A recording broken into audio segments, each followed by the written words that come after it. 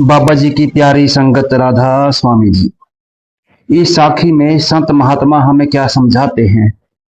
मालिक हमें जो कुछ भी दे उसके लिए हमें उसका कृतज्ञ होना चाहिए। हमें चाहिए कि जिंदगी के हर कदम पर मालिक का आभार माने और हमारे साथ जो कुछ भी हो रहा है वह चाहे हमें अच्छा मालूम दे या बुरा, उसे खुशी से स्वीकार करना चाहिए। हम नहीं जानते कि जो दिखने में बुरा मालूम देता है उसमें क्या रूहानी भलाई छिपी है, उसमें क्या रूहानी भलाई छिपी है, और जो अच्छा दिखाई देता है उसमें क्या बुराई छिपी है। हमें पूरी कोशिश करनी चाहिए कि मालिक की रजा में राजी रहते हुए जो कुछ भी वह दे उसके लिए शुक्रगुजार हों। इस संबंध में महाराज जी ने हजूर महाराज जी ने मुगल बादशाह शाहजहां की जिंदगी की एक घटना सुनाई। शाहजहां ने हिंदुस्तान में दक्षिण भारत तक फैली हुई एक बड़ी सल्तनत पर हुकूमत की। शाहजहां ने हिंदुस्तान में दक्षिण भारत तक फैली हुई एक बड़ी सल्तनत पर हुकूमत की थी। वह एक बहुत बड़ा निर्माता था और उस जमाने की कई बड़ी सुंदर और आश्चर्यजनक इमारतें उसने बनवाई थी। उनमें सबसे मशहूर आगरा का ताजमहल और दिल्ली का लाल किला था। उसने कई दशकों तक राज किया, लेकिन उसका लड़का औरंगजेब बादशाह बनाने की अपनी हवस को नहीं रोक सका और उसने तख्त पर अपनी ताकत के जोर से कब्जा करके अपने पिता को आगरा के किले में कैद कर दिया। शाहजहां ने जिंदगी के बाकी दिन कैदी की तरह काटे। उसे शाही ऐशो आराम के बिना बड़ी सादी जिंदगी बितानी पड़ी। न तो उसके आसपास अब दरबार की चमक धमक थी और न ही दरबारियों और नौकरों का समूह। गर्मियों में एक दिन दोपहर को शाहजहां को बहुत प्यास लगी, पर उस समय उसके पास कोई पानी पिलाने वाला नहीं था। इसलिए वह खुद कैदखाने के कुएं पर गया और पानी खींचने लगा। लेकिन एक जमाने के बादशाह को पानी खींचने जैसे मामूली काम की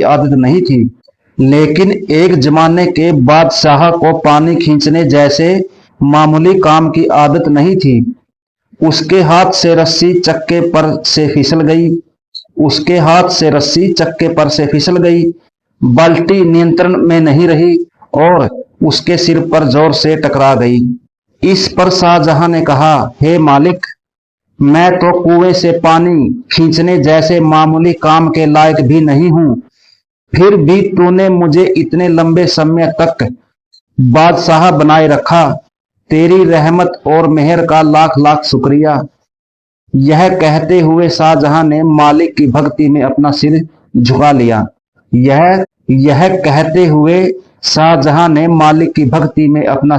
झुका लिया। संत महात्मा संगत की दी हुई सेवा का इस्तेमाल अपने लिए नहीं करते। संत महात्मा कभी भी संगत की दी हुई सेवा का इस्तेमाल अपने लिए नहीं करते। संत महात्मा देते हैं, न कि कभी संगत से शिष्य से लेते। हजूर महाराज जी ने एक बार एक वाक्य फरमाया कि वह अपने लिए कभी भी कोई चीज डेरे के स्टोर से नहीं खरीदते थे, हमेशा बाजार से मंगवाते। इसका कारण बताते हुए हजूर महाराज जी ने कहा कि शुरू शुरू में जब वह डेरे आए तो उन्हें पगड़ी के लिए एक थान की जरूरत पड़ी। एक दिन उन्होंने अपने ऑफिस में स्टोर के अधिकारी से कहा कि बाजार से उनके लिए एक थान मंगवा दें। अधिकारी ने कहा, बाजार से मंगवाने की क्या जरूरत है, डेरे के स्टोर में कई थान सेवा में आए हुए हैं। बाजार में जो भी कीमत हो वह देकर आप उनमें से एक खरीद लें। इसके लिए महाराज जी ने अपनी मंजूरी दे दी। लेकिन डेरे के सेक्रेटरी लाला मुंशी राम जी वहीं बैठे थे। जब महाराज जी ऑफिस से अपने घर की ओर जाने लगे तो मुंशी राम जी ने पूछा कि क्या वह भी साथ चल सकते हैं, क्योंकि वह कुछ बात करना चाहते हैं। हजूर महाराज जी के साथ घर की ओर जाते समय उन्होंने कहा, आप जब कीमत दे ही रहे हैं तो स्टोर से कपड़ा क्यों खरीदना चाहते हैं? आपको हमेशा बाजार से ही लेना चाहिए। कई लोग ज्ञानी जी को स्टोर से कपड़ा यहाँ लाते हुए देखेंगे, पर कोई भी आपकी कीमत चुकाते हुए नहीं देखेगा। पर कोई भी आपको कीमत चुकाते हुए नहीं देखेगा। वे कपड़े के थान सेवा में आए हैं। आपके द्वारा स्टोर से कपड़ा खरीदने से संगत के मन में शंका या गलतफहमी पैदा हो सकती है। यह तय कर लीजिए कि आप कोई भी चीज स्टोर से नहीं खरीदेंगे, हमेशा बाजार से ही मंगवाएंगे। हजूर महाराज जी ने कहा, उस दिन से मुझे जिस चीज की भी जरूरत पड़ी हमेशा बाजार से खरीदी, डेरे के स्टोर से कुछ नहीं लिया। राव साहिब ने यह बड़ी कीमती सलाह दी और मैं उसकी बड़ी कदर करता हूँ। हजूर महाराज जी ने कहा कि लाला मुंशी राम ने बड़ी ही कीमती सलाह दी और मैं उसकी बड़ी कदर करता हूँ। हजूर महाराज जी ने कहा कि एक बार राजस्थान का एक सत्संगी एक बड़ी खूबसूरत पानी रखने की सुराही लाया, जो धातु की बनी हुई थी और जिस पर ऊनी कपड़ा चढ़ा हुआ था, और जो राजस्थान की खासियत है, उसने इसे अपने हाथ से बनाया था। उसे महाराज जी को देते हुए उसने कहा, गर्मियों में इसमें पानी बहुत ठंडा रहेगा, यह मैंने खासकर आपके लिए बनाई है, कृपया इसे मंजूर करें। हजूर महाराज जी ने बड़े प्यार से उसे वापस कर दिया और कहा कि उन्हें इसकी जरूरत नहीं है। इस पर सत्संगी ने सुराही सेवा में देनी चाहिए और उसे सेवा में स्वीकार कर लिया गया। उस समय डेरे के सेक्रेटरी श्री आहूलवालिया ऑफिस में लाला मुंशी राम के साथ बैठे हुए थे। आहूलवालिया साहिब को सुराही बहुत पसंद आई और वह बोले कि सुराही डेरे के स्टोर में किसी काम नहीं आएगी, इसलिए वह उसकी कीमत सेवा में देकर उसे अपने पास रखना चाहते हैं। लाला मुंशी राम ने उन्हें सुराही लेने से मना कर दिया। फिर भी श्री आहूलवालिया ने सुराही ले ली और उसे अपने ऑफिस के ऊपर अपने सोने के कमरे की खिड़की की सील पर रख दिया।